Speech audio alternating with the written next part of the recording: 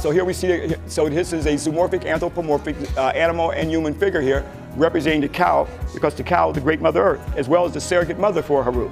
In this chapel, right here, this is where Haru was born on December the 25th that I showed you in the lecture, in that tour book that they took out of circulation because white folks became mad at the fact that this chapel that predated the establishment of Western version of Christianity, where Haru was born on December the 25th. So again, that's what makes these the books in stone, brothers and sisters. Our ancestors built for eternity. When you see the brick walls around this structure here, that was not meant to stay for eternity. That's why it's all dilapidated. But these structures are here for eternity. So 1,000, 2,000 years from now, hopefully, the story that I'm telling from the truth from these temples right here, and stories that we still don't know and should know, and the only way we're going to know is to study this ancestral knowledge. So we're coming back here to evoke the ancestral spirits, and it takes us. It takes us to do this, because white folks are too caught up into their own deification of themselves and their own religion, and thinking that's the truth.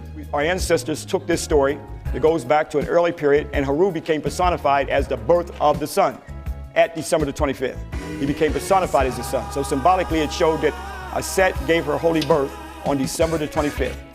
How they would know, because it's the heliacal rising of her star perpendicular to the sun at December the 25th, that I go out in my backyard and witness this every winter. You can too. As Ceres rises, the constellation of Orion rises to the east of it. There, when that star rises, it said that Haru would be born. Precisely at December the 25th is the birth of the sun. Then we see during the time of the spring solstice, that's the resurrection of the sun. Now the question is, why is it the spring solstice doesn't have the same date as the winter solstice? We know that Christmas is always December the 25th. But nobody can ever tell you when the date of Easter is. Sometimes it's in March, sometimes it's in April. You know why? Because it's a Tahuti holiday. It's a lunar holiday. Now, how you can tell, it's always it's the first full moon after the spring solstice. Those of you who remember those calendars that got the phases of the moon on it, that they are now taken out of circulation because you can start to look at it. So when you look at the spring solstice, some of you can get the calendars that got the spring solstice, follow it, first full moon, the first Sunday is Easter.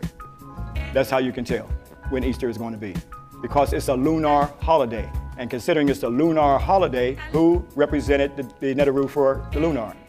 Tahuti. So that's what it goes back to, ancient Kemet. That's why we see the dates are different all the time, even though most people wouldn't know that anyway, because they got you into the bunny, you know, the rabbit, you know, the chocolate rabbit and the eggs, even though a rabbit doesn't lay eggs, because that's Greek Orpheus stuff, because their idea of the resurrection was based off of the Greek women painting themselves, and they would run and hide. The Greek men would get a pregnant rabbit because the rabbit's proliferation, because it's born with his eyes wide open. That would symbolize what? The moon, the full moon. A rabbit's born with his eyes wide open. So that had symbolism to it. So when they would find her, they would have all this sex and fornication until the rabbit had its litter. And that was the Greeks' idea of how the spring solstice came back, okay? So that's why there's no difference between the Playboy bunny and the Easter bunny. They both represent sex. And then of course, if you don't get enough sex, you start to eat chocolate. Yeah, that's why you got a chocolate rabbit and a big chocolate rabbit. The bigger the chocolate rabbit, the more sex you need. That's what it goes back to. So this is all symbolism. So when you start to paint that egg, it's the Greek females who painted themselves. So tell your children the truth. They're going on the Easter leg hunt, because that's what it came out of. Now, yes, an Easter leg hunt. When they do that thing in the White House, they're going on an Easter leg hunt instead of Easter egg hunt. The concept of the story of Jesus dying on the cross, buried in the tomb for 3 days, rising again after 3 days, that's an astronomical phenomenon. And that same story is told all over the world. What the Europeans did was co-opted it. They transliterated the name Jesus from the Egyptian form, Phoenician, Babylonian, and Chaldean, the I-A, I-U, I-O, I-E. Those are bilateral root systems, forms of the name Jesus. They didn't make the name Jesus up, they transliterated it. I-O, I-U, I-E, and I-A, Phoenician, Babylonian, Egyptian, and Chaldean form of the name Jesus. This same story, you have Mithra, Buddha, Confucius, Dionysus. These are the same deities, sun deities. Were known throughout the world. It's the same story. So this concept, and also Krishna Krishna. The word Christ is Kras and Krishna. So this whole concept of that Christmas is a European holiday. Most of the people, because of your social engineering, they'll say white man's holiday. And so we gotta have our own holiday.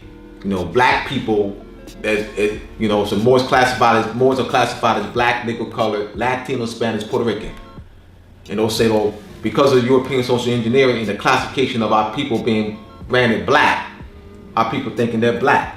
So people say, well, black people need their own holiday. And they'll refer to Kwanzaa as black people holiday. And like I said, once again, Moors are not black. They've been classified in the United States Census Bureau as black, Negro, colored, African American, Latino, Spanish, Puerto Rican, and Indian, West Indian. So I want to just clarify that point. Every 28 days, the moon revolves around the earth. You know that the moon pulls the tides. So if it has the power to pull the tides in the ocean, what do you think it has an effect on it would have an effect on our body? Because we're on 90% water. The word menstruation and month are derived from the word moon. So every 28 days, the moon governs the woman's menstrual cycle. That's why it's 28 days, to that 28-day connection. So the reason why the Europeans have misrepresented the goat as something evil and a cause of the world's bad deeds is because they were suppressing the ancient knowledge of the moon and its natural connection to woman. Women are actual walking lunar calendars as the moon governs their menstrual cycles.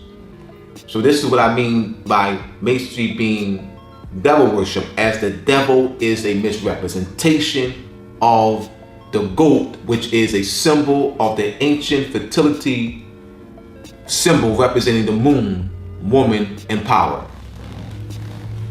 So you have the misconception that of the word Illuminati. People like Beyonce and Jay-Z and Kanye West and other rappers, they'll misrepresentation that they're part of the Illuminati and that the Illuminati is something bad or evil, and that's been misrepresented. The word Illuminati, lum is the root word, which means shine. The il is the prefix, means upon, shine upon. So it deals with the enlightenment of the mind. The sunlight, the sun stimulates the serotonin and the melatonin in the brain. The third eye, you have the 33-degree Masons. They use the double-headed eagle. And the double-headed eagle, within the middle, the double-headed eagle represents the right and left hemisphere of the brain. And the right and left hemisphere of the brain is the pineal gland. That is your third eye. That is the eye that's on the back of what they call the $1 bill, which is not a $1 bill. It's represented as a $1 bill. So one note, as a dollar is a silver coin, silver or gold coin. I'm going to be explaining the astronomical meaning of Christmas. Now in Masonry, there are two pillars called Boaz and Jachin. The two pillars of Boaz and Jachin is here, and I'll have another end of my book. You have these two pillars that you see in Masonry called the two pillars of Boaz and Jachin. And this knowledge, the knowledge that these represent, were known throughout the world. These are they represent two astronomical markers where the sun is at its two extreme points. June 21st in the northern hemisphere, the sun is at an extreme point, northerly point, that's called the summer solstice. On December 21st, the sun is at its lowest point of declination, called the winter solstice. Our ancestors charted those extreme points of the apparent motion of the sun thousands of years ago, and this knowledge was worldwide. The Europeans have preserved this knowledge in Masonic orders, and they call it the two pillars of Boaz and Jachin. But once again, as I said before, they've been misrepresented as just mere symbols, Masonic symbols. You know, you're not allowed to, you know, wear that on a t-shirt unless you're a Mason, you know. So that knowledge, once again, of its astronomical function has been suppressed. So the brothers who are part of the orders do not see it as astronomical markers. They see it as mere symbols. In fact, I remember when I was at the class in New York, and I had spoken on the 2 pillars of Boaz and Jachin. And after the end of the class, a brother who was a Mason approached me. He said, man, I was told, I was sworn a secret not to reveal the names of the 2 pillars, but I didn't know the significance of it. Let me say it again. He said he was sworn the secret not to reveal the 2 names of the 2 pillars, but he did not know the significance of it. Let that sink in your head. He thought he had knowledge. Because he was told the names, he thought that represented knowledge, only to admit to me that he didn't know the significance of it. They're playing them. Because you're giving an oath. Because you made, you know, an oath or sworn a secret, you're thinking that you're getting something that's sublime and, you know, you're special and important. But he didn't know the significance of it. So what did he really know about it? Knowing names of, being able to identify a name of something is one thing. That's important. So I'm not going to, you know, negate the importance of that. But if you don't know the significance of it, are you more advanced than someone who doesn't know the names? How are you more advanced than someone who don't know the names? You know the names and they don't know names. But you don't know the significance of it. What's the difference? You're not more advanced. Stonehenge, which is in England. Stonehenge, there are thousands of Europeans who visit Stonehenge on December 21st. The Stonehenge, they mark the summer solstice and winter solstice points. You can actually see the sun rising right between these. You got the pillars over here representing the summer solstice and the pillars representing the winter solstice. You actually see the sun in between those 2 points every year, right aligned. They're astronomical markers, and these markers were built all over the world. So I'm going to lead up to Christmas. So what occurs on June 21st is that the sun is at its highest point, and that is the longest day of the year. The sun appears to stand still, because solstice means sun, sol means sun, STI, the root word, means stand. So the apparent motion of the sun is being its highest point. All right, can't go any higher. Stand still, hovers for 3 days. At that point, the days begin to get shorter. Every 7 days, from June 21st to December 20th, days are getting shorter. For a period of 7 days, every 7 days, the days are getting shorter by 10 to 12 minutes. 10 to 12 minutes. This knowledge was known worldwide. We mark the points of time. So now you have a shift where the days are getting shorter and where the points of days are getting longer. This knowledge was celebrated, marked worldwide. So now we continue through July. Days are getting shorter. Continue to get shorter. Every 7 days, 10 to 12 minutes.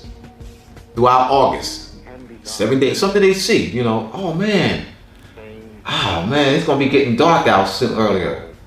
Man, when I leave work, man, I used to leave work at 5 o'clock, it was light. Now I leave work at 5 o'clock, it's dark. What happens? What happens that occurs? This is an astronomical phenomenon that occurs. Like I say, these things that we observe, but we don't attribute it, we don't know the astronomical phenomenon. we don't know that it's called the winter solstice or summer solstice. We don't relate the two pillars of Boaz and Jachin to that.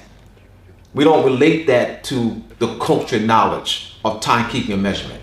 It's just, I leave work in the summertime, at 5 o'clock, it's light out.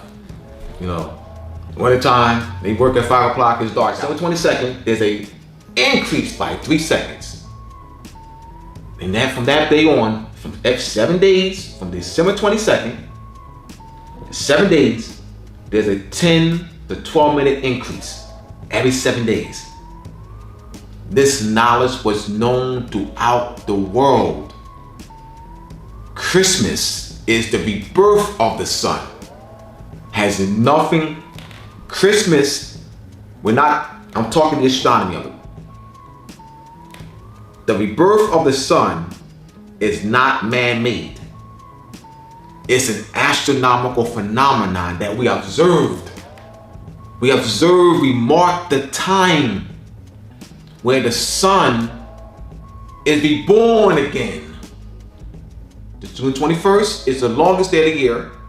December 21st is the shortest day of the year, and the sun is what rises lowest in the sky. So look at these points here. Now you have these. The summer solstice sun is lowest in the sky.